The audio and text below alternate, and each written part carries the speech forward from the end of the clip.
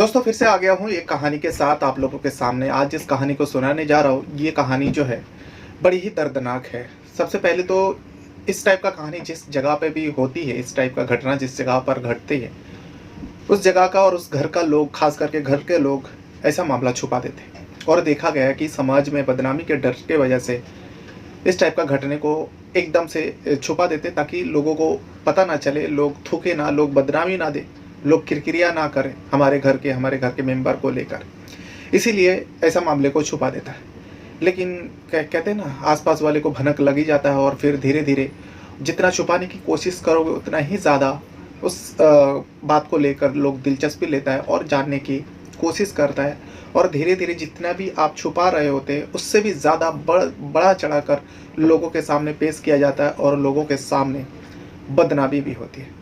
बिल्कुल ऐसा ही हुआ है एक कहानी में। इस घटना में देखा गया है कि एक परिवार में मतलब एक फैमिली रहती थी। एक बेवा औरत थी और उनके 6 या 7 लड़की थी। हाँ, 7 लड़की थी।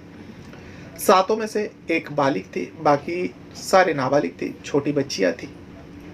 लेकिन उस बेवा औरत के साथ और उनके लड़कियों के साथ जो कुछ भी होता है और करने वाला उसी घर के मेंबर होता है।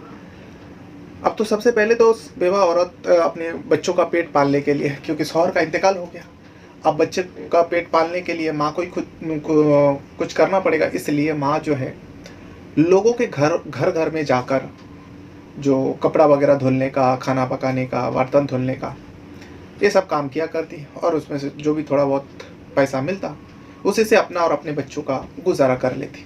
लेकिन उनके 7 बच्चे जो है, 7 लड़कियां जो है बड़ी नेक थी और माँ के अलावा, माँ के सिवा किसी के साथ बाहर नहीं जाती, खुद तो जाती नहीं थी। माँ से इजाज़त लेती या फिर माँ का इंतज़ार करती, माँ आने के बाद ही कुछ चीज़ ज़रूरत पड़ती तो माँ के साथ जाती, ऐसे बाहर नहीं निकलती। और बाहर जाती तो पर्दे में रहती। घर में भी जो रहती है 7 के 7 लड़की सर से कभी दुपट्टा हटाया नहीं, यानी बहुत ही नेक बच्चियाँ थी उनके 7 के 7 लड़की। अब 7 में से तो एक बालिग थी, बाकी सारे नाबालिग थी, छोटी बच्चियाँ थी। फिर कुछ ये हुआ, वो बेवा औरत परेशान रहने लगी, हैरान रहने लगी। अचानक उस घर में एक छोटा बच्चा आता है और वो लड़का होता है। वो लड़का जब आता है तो आसपास वाला पूछता है जो ये लड़का कौन है, क्योंकि वो बेवा थी, उसके शौहर का इंतकाल हो गया। अब इस घर में छोटा सा बच्चा, एकदम नवजात बच्चा था, इसीलिए आसपास वाला आना जाना लगा रहा घर पर। और घर पे एक छोटा बच्चा को देखा तो तरह तरह के सवाल किया। अब इन 7 लड़की और माँ सब लोग कहने लगे, मैं सुबह जो बेवा औरत थी वो कहने लगी, जो मैं सुबह सुबह काम पे जा रही थी तो कचरे के पास ये एक बोरी पड़ा हुआ था, उसमें कुछ हलचलें हुई, मैं गई तो जाकर देखा कि ये बच्चा था और बच्चा माशाल्लाह खूबसूरत था और जिंदा था। ऐसे नवजात बच्चे को किसी ने फेंक दिया तो मैं उठाकर लाई हूँ। वैसे मेरे घर में कोई लड़का नहीं है, इसीलिए मैंने सोची कि क्यों ना इसे मैं पाल लूँ, आगे बुढ़ापा में जाकर मेरा काम आएगा, क्योंकि 7 लड़की को विदा करने के बाद मैं अकेली हो जाऊँगी। यही सोच के मैं लेकर आई और इसे पालने लगी। अब धीरे धीरे ये बात भी लोगों को पता चली, लोग देखने आया, सारे लोग कहने लगा, फुसफुसाने लगे, चलो ठीक है, बेवा औरत का सहारा मिल जाएगा, अल्लाह जो भी करता है अच्छा के लिए करता है, यही सब मान के चल रहा था। अब धीरे धीरे एक एक करके उस घर में 3 बच्चा आता है। जब 3 बच्चा एक के बाद दूसरा आता है, दूसरे के बाद तीसरा आता है और हर बार बहाना नहीं चलता, इसीलिए लोग जो है अब उस घर में आना जाना कम कर दिया था और लोग तरह तरह की बातें करने लगा। बातें तो उठने वाली थी, लोग तरह तरह की बातें करते, जो ये मैं अपने बेटियों से गलत काम करवाती है और इतना सारे ये जो बच्चा पैदा हुआ सब अपने बच्चियों से पैदा करवाया होगा, ऐसी ऐसी बातें निकालने लगे। तो अब वो बेवा औरत के साथ साथ लड़कियों भी, जितनी भी लड़की थी सब परेशान रहने लगी। उस बेवा औरत को तो कुछ समझ में नहीं आया, जो करे तो क्या करे, लोगों का मुंह तो बंद नहीं कर सकता। और अगर इस टाइप का बातें उठने लगे समाज में और आसपास में तो मेरी बच्चियों से शादी कौन करेगा। बस यही सोच सोच कर वो एकदम अधमारी सी हो गई थी, तो उसे कुछ समझ में नहीं आया। अब उसी गांव में, जिस गांव में ये घटना हुआ था, उस गांव में एक बहुत धनी व्यक्ति रहता था और वो गांव का मुखिया भी था।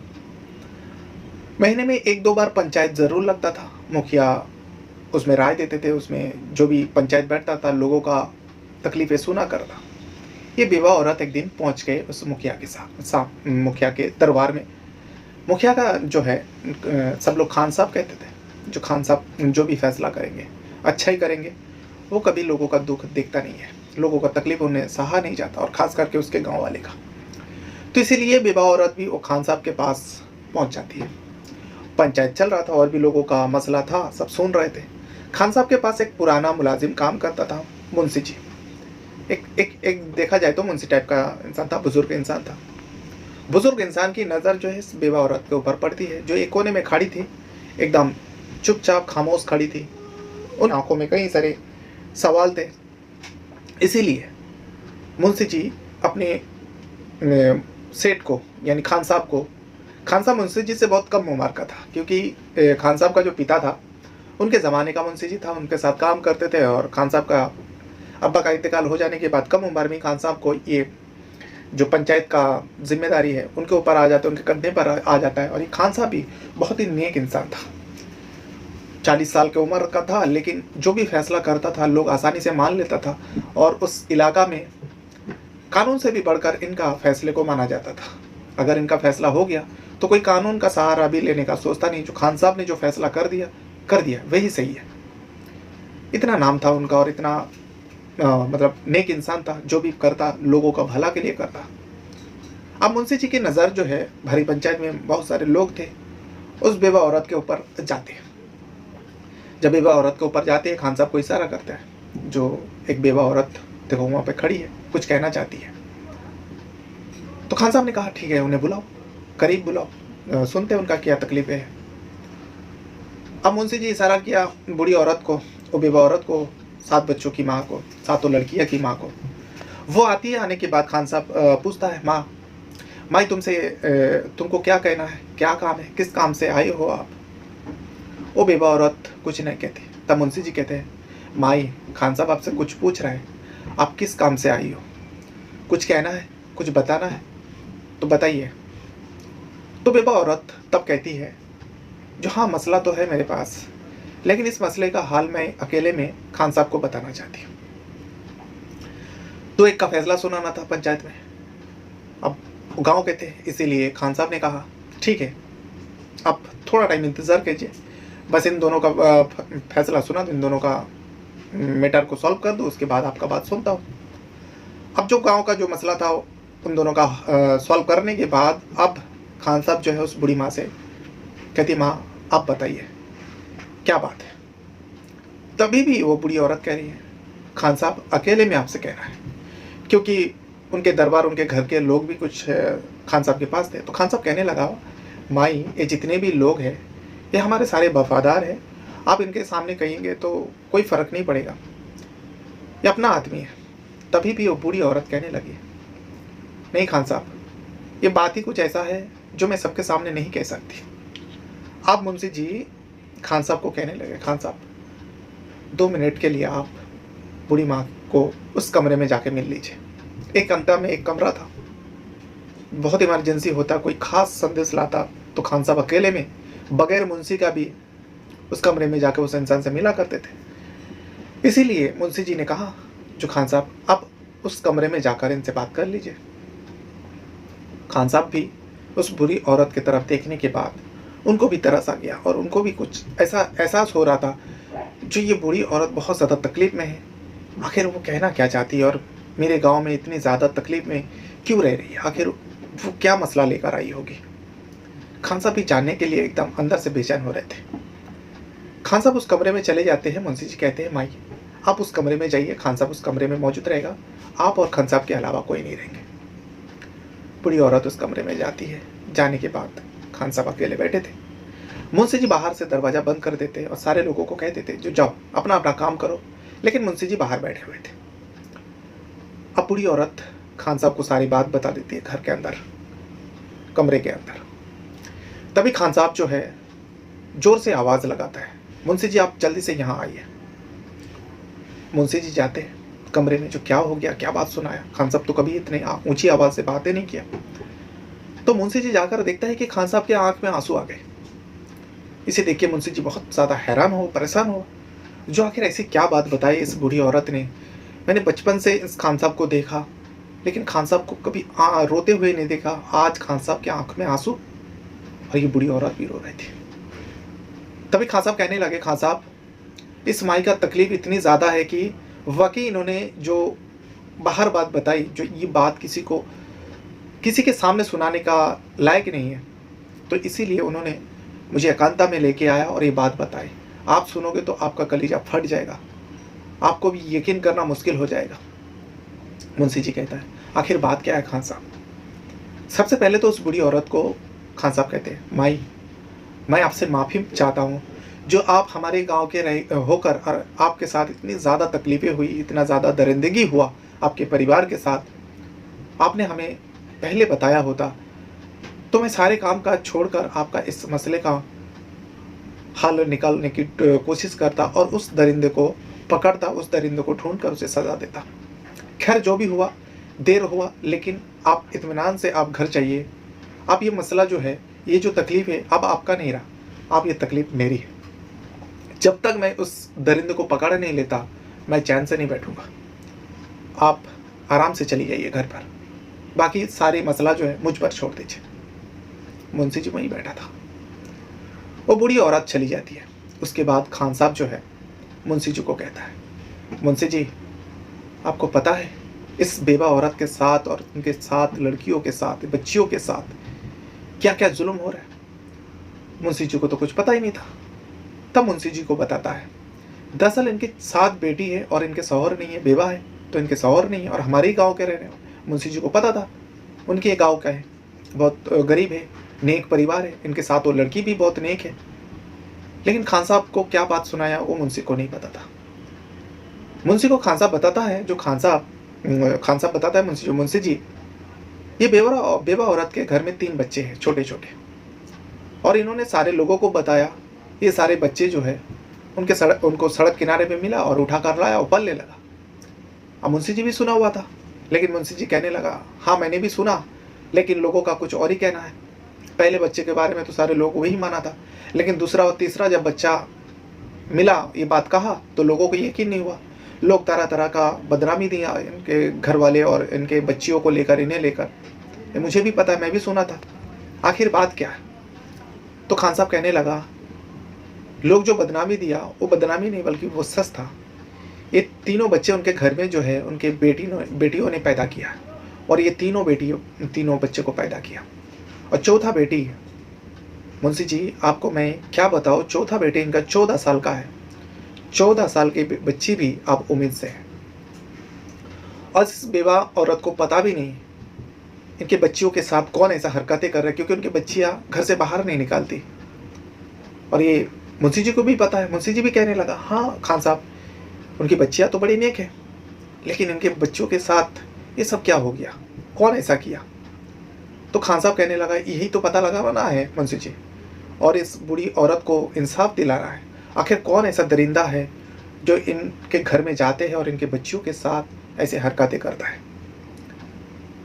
तो इसको कैसे पकड़ा जाए?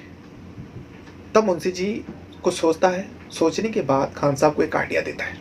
खान साहब को कहता है, जो खान साहब यानी उस मुखिया को, जो खान साहब मेरे पास एक तरकीब है, अगर इस तरकीब को अपनाए हो सकता है उस हैवान को पकड़ लिया जाए।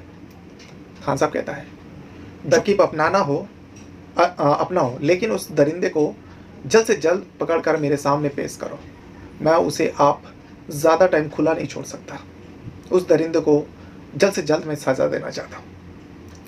तब मुंशी जी खान साहब को एक आइडिया देता है। खान साहब को कहता है, क्यों ना, जैसे आपने सुना होगा शेर को पकड़ने के लिए बकरी का इस्तेमाल करता है, क्यों ना हम भी इस दरिंदे को पकड़ने के लिए बकरी का इस्तेमाल करें? क्योंकि बेवा औरत के बारे में सारी जानकारी मुंशी जी को पता था। उनके घर में कोई मर्द नहीं है, सारी औरतें, इनके 7 बेटियां हैं और वो खुद बेवा है, तो मर्द का सवाल ही नहीं इनके घर में। और कोई तो मर्द आता होगा, और इसका बेटियों का कोई किसी के साथ चक्कर भी नहीं है, बड़े नेक बच्चियां हैं, सारे मोहल्ले वाले को पता है। लेकिन आप मोहल्ले वाले उनके ऊपर जो है शक करता है, तरह तरह के बदनामी देता है। एक नहीं, 2 नहीं, 3 बच्चा जो पैदा हुआ है उस घर में। तब मुंशी जी कहता है खान साहब को, जो खान साहब, मैं चाहता हूँ एक उस दरिंदे को पकड़ने के लिए बकरी का इस्तेमाल करें। कैसे? वो पूरी बात बताता है। तो इस आइडिया को खान साहब को भी अच्छा लगता है। खान साहब कहता है ठीक है, आप जाओ उस बूढ़ी माँ के घर में और जाकर उस दरिंदे को पकड़ कर लेके आओ। मुंशी जी कुछ उस मुखिया के घर में काम करने वाले लोगों को साथ लेता है, सारे लोगों को समझा देता है जो क्या क्या करना है। उसके बाद एक बकरी को लेकर उस बूढ़ी माँ के घर पहुँचता है। रात के वक्त था। अब बूढ़ी माँ जो है, घर का दरवाज़ा जब खटखटाए, बूढ़ी माँ दरवाज़ा खोले, वो सातों बच्चियों की माँ खोलने के बाद देखते हैं कि ये तो दरबार में काम करने वाला मुंशी जी है। तो माई पूछने लगा, मुंशी जी आप इतनी रात को? तो मुंशी जी कहने लगा, माई आप जो खान साहब के पास गए थे अपने मसला लेकर, खान साहब ने इसका तरकीब निकाला और उस दरिंदे को पकड़ने के लिए हमें भेजा है, और कुछ लोग भी आए हैं हमारे साथ। तो बूढ़ी माई कहने लगा, ये बकरी किस लिए? तो मुंशी जी कहने लगा, माई ये बकरी उस दरिंदे को पकड़ने का एक मात्र जरिया है। आप खाली बस चुप रहिएगा और अपने बच्चियों को कह दीजिएगा जिस तरीके से आप लोग रहते हो, जैसे रोज रहते हो उसी तरीके से आप लोग रहिए। जैसे आप लोग सोते हो वैसे सो जाना, जैसे खाना पीना खाते वैसे, मतलब किसी को भी शक ना हो जो हम लोग आपके घर में आए हैं और पहरा दे रहे। बूढ़ी माँ को समझा देते हैं। बूढ़ी माँ समझ जाती है और सातों लड़कियों को भी कह देते हैं जो तुम लोग भी ऐसी हरकतें मत करना जो उस दरिंदे को भनक लग जाए जो उसे पकड़ने के लिए जाल बिछाया। सातों लड़कियों को भी समझा देते हैं। और जो मुखिया है, उन्होंने जिन जिन लोगों को मुंशी जी के साथ में भेजा था उन लोगों को भी समझा देता है जो तुम लोगों को इस जगह में पहरा देना है। मुंशी जी अब उस बकरी को लेकर छत पर चढ़ते हैं, क्योंकि उस कमरे में, उस घर में आने के लिए एक मात्र जरिया था छत, क्योंकि दरवाज़ा बंद कर देगा, बगैर दरवाज़ा खोले कोई उस घर में एंट्री नहीं हो सकता, छत के जरिए आ सकता है। इसीलिए मुंशी जी ने पूरा घर को मुआयना करने के बाद समझ में आ गया जो भी दरिंदा आता होगा छत से ही आता होगा। इसीलिए उस बकरी को लेकर छत पे चढ़ता है और छत पर एक जगह पे बांध देता है, और उसके बाद मुंशी जी छुप जाता है और सारे लोग भी छुप जाता है। और ये बूढ़ी माँ के साथ तो लड़कियाँ जो है, जिस तरीके से मुंशी जी ने कहा था जो ऐसा ऐसा करना, वो लोग भी वैसे किया जैसे रेगुलर रहते थे। घर पर खाना खाया, बाकी काम काज किया, फिर अपने अपने कमरे में जाकर सो गए। देर रात हो गया, कोई हलचल नहीं। तभी इतने में बकरी जो है चिल्लाने लगी। तब मुंशी जी के साथ साथ मुंशी जी के जितने भी लोग थे सारे लोग चौकन्ने हो गए, जो अब दो दरिंदा इस घर में दाखिल होगा। बकरी चीख रही है, चिल्ला रही है, और घर में ये लोग भी सोए नहीं थे, सातों लड़कियां और बूढ़ी माँ, वो लोग भी सोए नहीं थे, बकरी चिल्ला रहे थे। सारे लोग बेचैन हो गए जो अब वो दरिंदा कौन होगा, कौन आ रहा होगा। अब वो दरिंदा एक झाड़ के जरिए से छत पर जाता था, फिर छत से वो नीचे कमरे में आता था। जैसे वो झाड़ के जरिए छत पर गया, बकरी ने देख कर चिल्लाने लगे। अब वो दरिंदा जो है बकरी को देख के हैरान हो गया, जो ये बकरी किस लिए रखा है। फिर सोचा कि इसके घर में छोटे छोटे बच्चे हैं और ये सारे बच्चे तो दूध पिलाने के लिए, गरीब है, दूध खरीद नहीं सकती है, इसीलिए बकरी पाली होगी जो बकरी का दूध पिलाएंगे। वो नज़रअंदाज करके, अब उसे क्या पता था, उसी को पकड़ने के लिए जाल बिछाया, उसी को पकड़ने के लिए जाल बिछाया था। अब वो नज़रअंदाज करके सीधा उस छत से नीचे आता है और बच्चियों के कमरे चले जाते हैं। जैसे ही बच्चियों के कमरे जाते हैं, यहाँ मुंशी जी के साथ साथ मुंशी जी के सारे लोग, जो भी जिन जिन लोगों को लेके आए थे, सारे लोग उस दरिंदे के ऊपर टूट पड़ता है और उसको पकड़ लेता है। अब उस दरिंदे को कोई पहचानता नहीं था, क्योंकि दरिंदा जो है एक काला कपड़ा ओढ़कर आया था, चेहरा ढक कर आया था, यानी मास्क वगैरह पहन के आया था। उसी अवस्था में जैसा उसको पकड़ा, उसी हाल में उसको लेकर और खान साहब के दरबार में पहुंच गया, खान साहब के घर पहुंच गया रातों रात। और ये सारी हलचल होते होते जो है सुबह हो जाती है। दूसरा ही दिन सुबह दरबार लगता है। बूढ़ी माँ और उनके सातों बच्चियों को भी बुलाते हैं, सारे लोगों को बुलाते हैं। अब ये घर का मैटर था, कौन था ये दरिंदा, इसीलिए एक एकांत में कुछ गिने चुने लोगों के साथ ही बूढ़ी माँ भी थी, खान साहब भी था, मुंशी जी था और कुछ लोग थे और इनके सातों बेटियाँ थी। अब उस दरिंदे का चेहरा बेनकाब होने वाला था। उस दरिंदे का चेहरा अभी भी ढका हुआ था, लेकिन उसके अंदर डर नहीं था। खान साहब तो सबसे पहले पूछा, मुंशी जी आया, सारे लोग आया। उनका बगैर चेहरा देखे उस दरिंदे से पूछने लगा, जो तुझे इतना भी डर नहीं है? तुझे क्या मेरा इंसाफ के बारे में पता नहीं? तू तो जानता है जो मैं किस टाइप का इंसान करता हूँ। मैं किसी के साथ भी गलत होता है तो सामने वाले को मैं किसी भी कीमत पर नहीं छोड़ता हूँ। तूने तो जो कुछ भी किया है, ये तो मौत भी तेरे लिए कम की सजा होगी। तो तुझे थोड़ा भी डर नहीं लगा? वो व्यक्ति कुछ नहीं कहता। वो जो जिसको पकड़ कर लेकर आया था उसे कुछ नहीं कहता। सारे लोग तमाशा देख रहे थे। तभी जो है मुंशी जी को इशारा करता, खान साहब जो इस दरिंदे का कपड़ा हटाओ। जैसे ही कपड़ा हटाता है, उस बूढ़ी औरत और बूढ़ी औरत के बच्ची भी वहीं पे थी। सारे लोगों का पैर तले जमीन खिसक जाता है। अब खान साहब नहीं पहचानते थे और मुंशी जी भी उस व्यक्ति को पहचानता नहीं था। तभी वो बूढ़ी औरत करीब जाता है। करीब जाने के बाद उसके चेहरे पर थूकता है। थूकने के बाद कहता है, ये हैवान दरिंदा, ये तूने क्या किया? तुझे क्या पता नहीं था मेरी बच्चियां तेरे ही तो बच्चियां हैं? तू ये क्या कर दिया? तू अपने ही मरहूम बड़े भाई के बच्चियों के साथ ऐसे गलत काम किया और उस सारे बच्चियों को बच्चा पैदा करने पर मजबूर कर दिया। एक नहीं, दो नहीं, 4 बच्चियों के साथ तूने दरिंदे के किया। एक थप्पड़ मुंह पे जाड़ता है और मुंह पे थूकता है। तब खान साहब को पता चलता है तो उसी के घर का होगा शायद। तो मुंशी जी को पूछने लगा, खान साहब ये कौन है?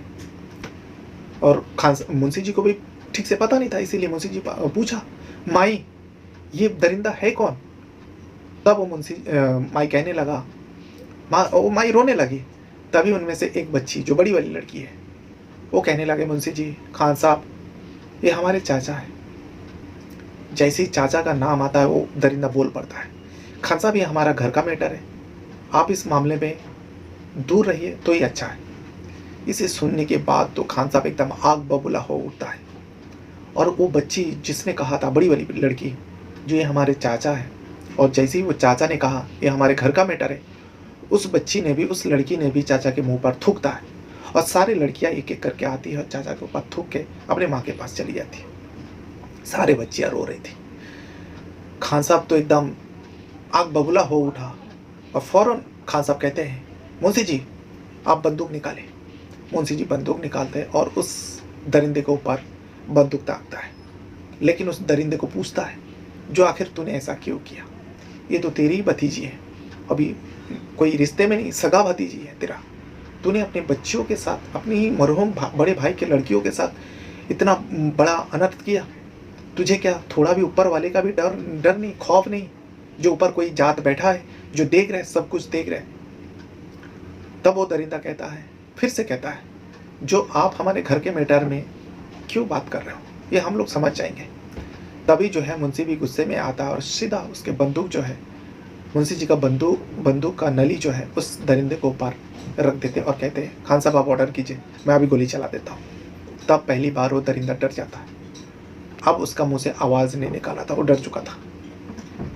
लेकिन खान साहब जानना चाहता था आखिर उसने ऐसा क्यों किया, और ये सारी हरकतें करता था तो बच्चियों को कैसे एहसास नहीं होता था, कैसे पता नहीं चल रहा था। तब वो दरिंदा कहने लगा, जो कुछ समय पहले मेरे बड़े भाई का इंतकाल हो गया, लेकिन इंतकाल से पहले, शादी से पहले मेरे बड़े भाई और मैं, हम दोनों ही भाई थे, क्योंकि हम दोनों का जो अम्मी और अब्बू है, उन दोनों का इंतकाल हम लोग जब छोटे छोटे थे तभी हो गए थे। लेकिन मेरा बड़ा भाई होने के कारण, मेरा बड़ा भाई मुझे बहुत प्यार करते थे, लाड़ प्यार से मुझे बड़ा किया। लेकिन बड़ा भाई फिर शादी कर लिया। शादी करने के बाद उनके घर में अब एक एक करके बच्चा आने लगे, तो बड़े भाई के जो प्यार है वो मुझसे कम होता गया, मुझसे दूर दूर रहने लगे और अपने परिवार के साथ ज़्यादा टाइम बिताने लगा। अब तो मुझे पूछता भी नहीं है जो मैंने खाना खाया कि नहीं, मैं क्या कर रहा हूँ, मैं आगे क्या करना चाहता हूँ, ये सब पूछना, यानी खैर खबर लेना भी छोड़ दिया था। तभी मुझे जो है गुस्सा आ गया था। अपने भाई के साथ साथ अपने भाई के वाइफ यानी भाभी के ऊपर और उनके बच्चियों के ऊपर मैं गुस्सा मतलब नाराज़ रहने लगा, जो इन लोगों की वजह से ही मेरा भाई मेरे बारे में पूछता नहीं है। लेकिन कुछ समय जाने के बाद मेरे बड़ा भाई का इंतकाल हो जाता है। अब जब इंतकाल हो जाता है, मेरी भाभी बेवा हो जाती है। उसके बाद ये भतीजी सारे बड़े हो चुके थे, लेकिन मैं कुछ कामकाज करता नहीं था। मेरा भाभी बार बार कहते थे, जो तुम कुछ कामकाज क्यों नहीं करते, घर कैसे चलेगा, तुम कुछ कामकाज कर लो, तुम भी शादी कर लो, अपनी ज़िंदगी बसर करो। लेकिन मुझे उससे कुछ फ़र्क नहीं पड़ता था, मैं कामकाज नहीं करता था। इसीलिए भाभी भी मुझसे अब नाराज़ रहने लगी। भाभी मुझसे ठीक से बातें नहीं करती थी। अब मैं कुछ कामकाज करता नहीं था, भाभी के पास ही खाता था। लेकिन भाभी अब उनके बच्चियों का पेट भरना मुश्किल हो रहा था, तो मुझे भी खाना वाना नहीं देते थे। मेरे अंदर बहुत ज़्यादा गुस्सा भर गया था और मैं कभी कभार इनके घर में कभी आता था, कभी नहीं आता था। मैं इधर उधर रहने लगा। फिर एक दिन मेरा एक दोस्त, मेरा जितने भी दोस्त है सब नशेड़ी है, उन सारे दोस्तों में से एक दोस्त कहने लगा, पैसा वाला था वो, पैसा वाले का लड़का था वो, हम लोग के ऊपर, हमारे दोस्त ग्रुप में वो बहुत खर्चा करता था। वो लड़का कहने लगा, जो भाई मुझे तेरा मरहूम भाई की जो बड़ी वाली लड़की है बहुत पसंद है, उससे मेरा निकाह करा दे। मैंने उससे कहा, ठीक है, इसमें कौन सी बड़ी बात है, तू अगर उससे निकाह करना चाहता है बड़ी अच्छी बात है। अभी मैं जाकर अपनी भाभी से बात करता हूँ और तेरा निकाह जो मैं अपने भतीजे से करवा देता हूँ। उससे वादा कर लिया और उस बात को वो अपने भाभी को आकर कहता है, जो भाभी ऐसी ऐसी बात है, एक लड़का है जो तुम्हारी बड़ी वाली लड़की को पसंद करता है, उसे निकाह करना चाहता है। इसे सुनने के बाद मेरी भाभी ने मुझे बहुत डांट फटकार लगाया और उल्टा सीधा कहने लगा और ये भी कहने लगा, दोबारा मेरे घर में ऐसी बात को लेकर मत आना। मेरी बहुत बदनामी हुई, यानी मेरा बहुत उसने बेइज्जत किया भाभी ने। उसके बाद मैं भाभी के घर आना बंद कर दिया था। फिर मैं उस दोस्त से जो मेरे ऊपर खर्चा करते थे, वो जब पूछा, जो भाई तूने बात किया, तो मैंने उसे बात घुमा दिया, जो भाई बात तो नहीं किया, कभी जाऊंगा तो मैं बात करूंगा। अगर मैं उसे कहता जो हाँ बात किया, भाभी ने इनकार कर दिया, मेरी बात नहीं माना, तो मेरी बेइज्जती होती दोस्त ग्रुप में।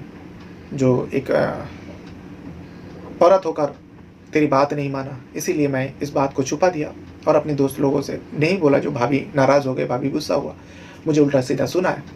लेकिन मेरे अंदर गुस्सा भर गया भाभी को लेकर और भाभी के बच्चियों को लेकर, क्योंकि भाभी के, मेरे बड़े भाई की जितनी भी बच्चियाँ बहुत ही खूबसूरत थी और बड़ी वाली जो है जवान हो चुकी थी और ज़्यादा खूबसूरत थी।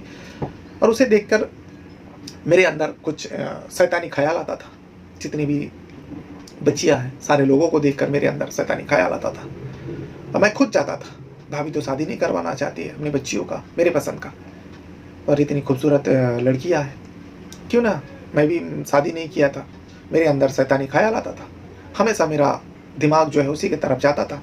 इसीलिए मैंने सोचा क्यों ना मेरे भतीजों के साथ मैं ही कुछ करूं। लेकिन मुझे तो आने जाने में ही रोक टोक लगा दिया था। तो इसीलिए मैं एक प्लान सोचता हूँ और प्लान के तहत हमारे गांव में एक जो जड़ी बूटी दवा देता है, हकीम के पास जाता हूँ और जाके कहता हूँ, जो हकीम साहब, जो मुझे रात को नींद नहीं आता, वो हकीम साहब मलिक साहब कहता है, सब सारे लोग मलिक साहब कहता है, जो मलिक साहब मुझे रात को नींद नहीं आती। तो हकीम कहने लगा, बेटा जल्दी सो जाया करो, नींद आ जाएगी। लेकिन मैं कहने लगा, नहीं हकीम साहब, ऐसा कुछ दीजिए जो जिसे लेने के बाद, उस दवा को लेने के बाद मुझे नींद आ जाए।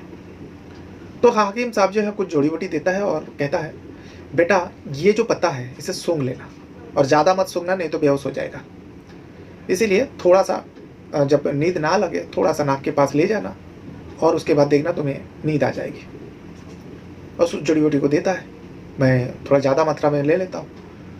लेने के बाद मैं घर आता हूँ और मैं उसके बाद भाभी के घर में जाने लगता हूँ। रात के वक्त उस जड़ी बूटी को लेके जाता हूँ। मुझे पता था झाड़ के जरिए छत पे चढ़ूँगा और छत से नीचे आऊँगा, क्योंकि दरवाजा से मैं जा नहीं सकता। और लड़कियाँ जो है अलग कमरे में सोती है और 3 छोटी बच्चियों के साथ मेरी भाभी जो है अलग कमरे में सोती है, चारों बड़ी वाली जो है एक कमरे में सोता है। इसीलिए मैं चारों जो बड़ी वाली लड़कियाँ हैं उन लोगों के कमरे में जाता हूँ। इस जड़ी बूटी को सारे लोगों के, सारी लड़कियों के, भतीजियों के नाक के पास रखता हूँ और वो लोग सारे सूंघ लेते हैं, यानी जब सांस लेती है तो शरीर के अंदर जाते हैं और वो लोग बेहोश हो जाते हैं। उसके बाद मैं सबसे पहले तो बड़ी वाली बच्ची के ऊपर मेरा नियत बिगड़ा था। उस बड़ी वाली भतीजी के साथ मैं गलत काम करता हूँ। अब ये मेरा जब भी मन करता मैं चला जाता और बड़ी वाली बच्ची के साथ भी मैं वही काम करता। लेकिन फिर मुझे पता चला मेरी बड़ी वाली भतीजी है उम्मीद से हो गई और इस बात को किसी को बताया नहीं। फिर उसने बच्चे को पैदा दिया और उस बच्ची को पालने लगा और मेरी भाभी मोहल्ले में ये फैला दिया, ये बच्ची वहाँ मिली थी। अब मैं समझ गया था और मैं जानता था वो जो बच्चा पैदा हुआ वो मेरा ही है। फिर अब मैं बड़ी वाली लड़की को छोड़ देता हूँ, क्योंकि तब तक दूसरी वाली जो है वो भी जवान हो चुकी थी। मैं उसके साथ वही काम करने लगता हूँ। वो भी फिर कुछ दिन जाने के बाद एक बच्चे को पैदा कर दी। अब यही करते करते 3 लड़कियों ने 3 बच्चे को पैदा दे दिया। अब चौथा जो लड़की थी, जो 4th नंबर में थी, वो 14 साल की थी। अब मैं उसके साथ भी वही गलत काम किया। जब 14 साल की बच्ची उम्मीद से हुआ, पेट से हुई, तब मेरी भाभी जो है इस मसले को लेकर आपके पास आया और आपने मुझे पकड़ने के लिए ये जाल बिछाया और मुझे भनक तक नहीं लगा।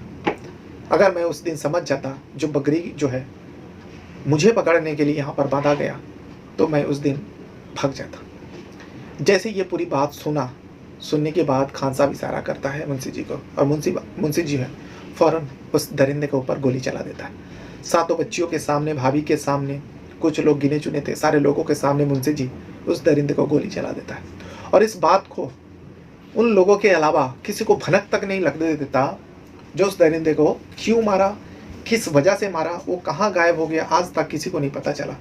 लेकिन वो खान साहब जो है उस चारों बेटियों को, माँ को बताती है, माई काश पहले आपकी बड़ी बच्ची के साथ जब ये दरिंदगी हुआ, आप ये मसला लेकर आते तो आपके बाकी 3 बच्चियों के साथ ये गलत काम नहीं होता। तो माँ क्या करती, माँ रो रही थी। तभी वो खान साहब कहता है, आप रोइए मत, जो अनर्थ होना था, जो बर्बादी होना था, हो चुकी है। अब आपके साथ कोई ऐसा हादसा नहीं आएगा, कोई हादसा ऐसा पेश नहीं होगा। ये चारों लड़कियों का जिम्मेदारी जो है, चारों के 7 लड़कियों का जिम्मेदारी मैं लेता हूँ। और एक के बाद एक चारों लड़कियों की शादी जो है, क्योंकि वो खान साहब बहुत पैसा वाला था, उनका बात चलता था, उनके बात कोई नहीं डालता, इसीलिए खान साहब 4 लड़का को देखकर, गरीब, उसी गांव का गरीब और नेक लड़का देखकर उन लोगों को घर बनवाया, कुछ धंधा करने के लिए पैसा दिया, और एक एक करके चारों लड़कियां की शादी जो है नेक लड़कों से करा देता है।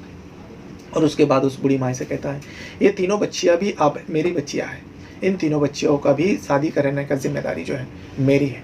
अब आपको इन बच्चियों का फिक्र करने की कोई ज़रूरत नहीं है। इस तरीके से खान साहब ने इंसाफ किया और उसके बाद उस माई को कह दिया जो आपको घर घर में जाकर काम करने का भी ज़रूरत नहीं है।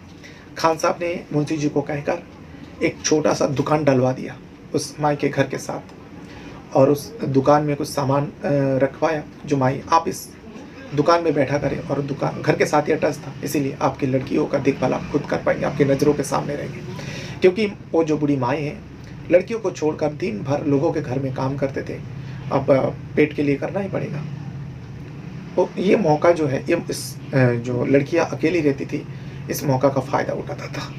इसीलिए हमेशा माँ की नज़र जो है अपने बच्चियों के ऊपर हमेशा रहना चाहिए। ऐसा नहीं जो बच्ची आप बड़ी हो गई तो माँ इत्मीनान से रहिए, या माँ किसी वजह से बाहर रहती हो जो अपने बच्चियों के ऊपर नज़र नहीं रख पाती हो, तो ऐसा हरगिज़ ना करें, क्योंकि बच्चियों के ऊपर नज़र रखना माँ बाप का पहला फ़र्ज़ बनता है और जिम्मेदारी भी बनता है।